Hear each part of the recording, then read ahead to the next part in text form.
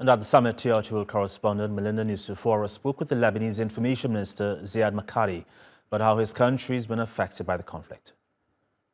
The Stratcom conference is such an important platform, not just for the exchanging of ideas, but also a forum to enable politicians from right around the world to get together and discuss just how important open and reliable dialogue is during such uncertain global times.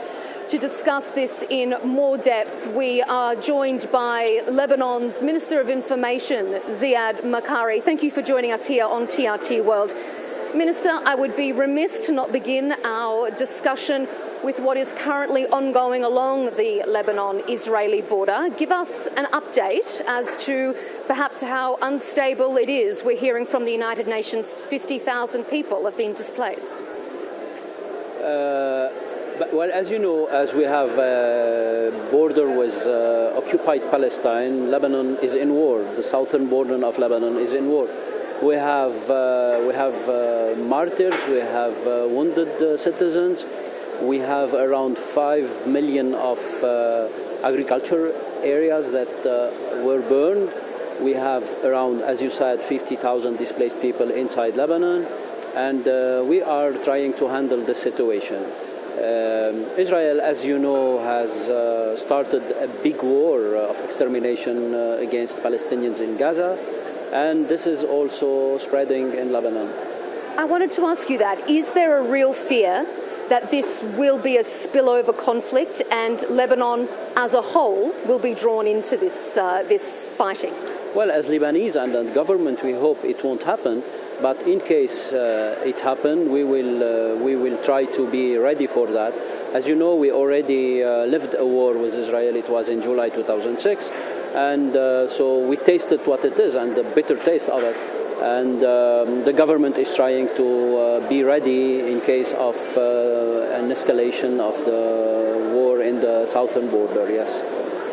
What does that readiness look like? Well, as you know, against when you have an enemy like Israel, as much as you can be ready, it might be nothing, because you know it's brutal and they are very aggressive. They don't have any moral, let's say, mind in dealing with a war. As I told you before, we hope it won't happen. We are doing all our possible in the diplomatic ways not to be drawn into this war.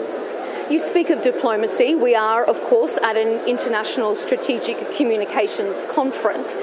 Just how important is combating disinformation, misinformation, when the world is engaged in conflicts like this? Well, let me tell you, and if I want to talk also about the war in Gaza, the media has a big part. It's not the biggest part after the military operations. And as you know now, with all this new technology, with the misinformation, the social media, it's a big part of the war. In the past, Israel was handling and controlling all the medias, and now the things are different. This is why you can see that they are killing journalists daily, almost daily. In Gaza, we have around 64 journalists already killed, and in Lebanon, we unfortunately have 3 killed. Last week, we lost two reporters from Al Mayadeen, and 1 month ago, we lost a Reuters journalist also. He was assassinated by the Israeli forces. Do you think that dialogue is still possible in such incredibly heightened, tense times across the global community? Well, we don't have a choice but a dialogue, because military speaking, no one can break the other. Israel cannot break Hamas, and they cannot take Gaza, and they cannot stay in Gaza in case they enter it. And also, I guess it will be very hard to have a war against Israel with those conditions. So this is why the dialogue is always the best solution to everything. And as you know, it starts as a war and it ends in dialogue and negotiation. This is why now we have this ceasefire for 5 days.